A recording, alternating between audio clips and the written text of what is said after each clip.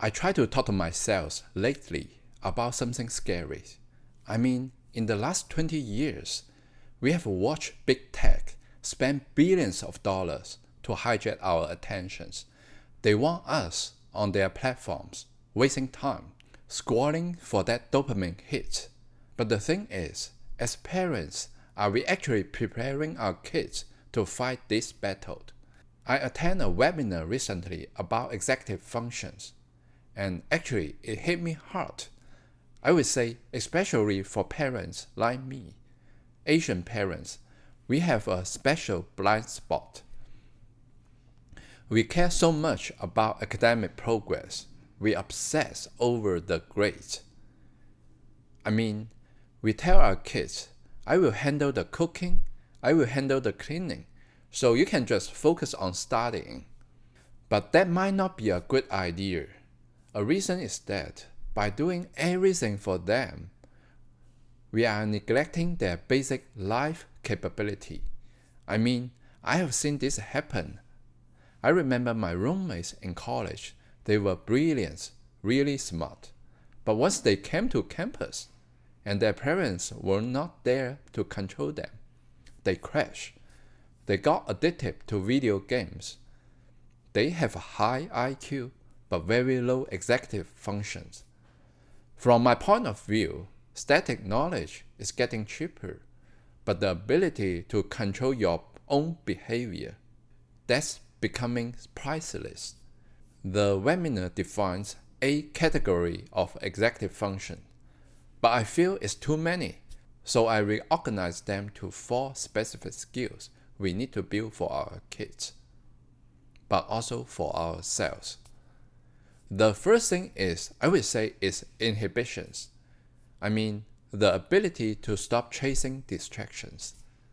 We need to design our environment to help us. Like I said, in my house, we separate spaces. My son has a work desk. On that desk, no clutter. Only the materials for current activities are allowed. Now, actually, we do have one exemption.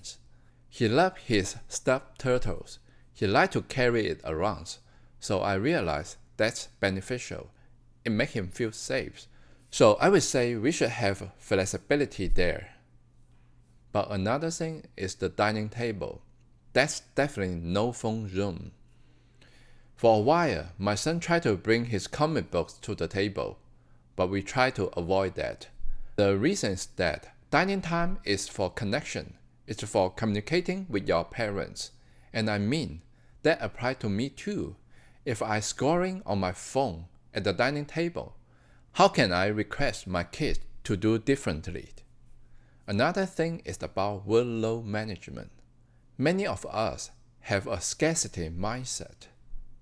We feel like we have to cram every second with learning.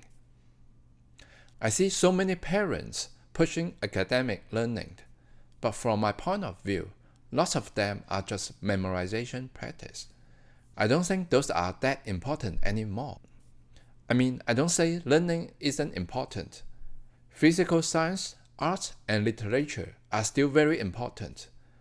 Our kids need to know how the world operates and the logic behind.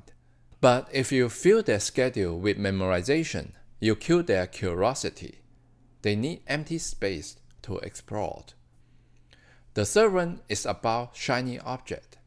This happened to all of us. Be honest. Go to look at your Udemy account. How many courses have you started, but you didn't finish? That's the shiny object effect. Like I say, we need a second brain. A simple notebook. When a new idea pops into our head, write it down. Offload it. This is actually a way to handle inhibition. You don't have to kill the idea. You just stay focused on what you are doing now.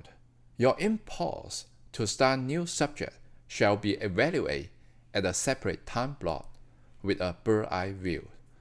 So teaching your kids how to build and use a note-taking system is very important. Besides the offloading method, another way to avoid the downside of the shiny object is to understand the scarcity mindset, the fear of missing out. It will be another long topic. We may need several videos to talk about it. And the last one, I would say this is the hardest. Task initiations. Why is so hard to start? The main reason is that we don't trust ourselves to finish.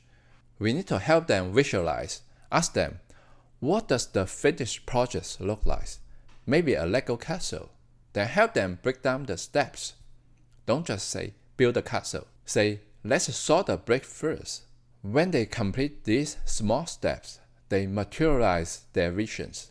And here's the magic. They prove to themselves, I have the capability to do this. And that confidence lowers the barrier to start the next task. Anyway, I would say someday our kids will exceed us. But please, don't expect them to dedicate their efforts without ourselves showing our own. We can't push our kids to a place we haven't been ourselves. If your desk is a mess, you can still tell them to organize theirs. If you have a graveyard of unfinished online courses, you can still tell them to finish their homework. For those executive functions, you need to overcome the learning process yourselves, and then you can lead them through. This is a journey of co-growing. Don't push too hard, but let's make sure we're raising kids who can manage their own lives, not just their test scores.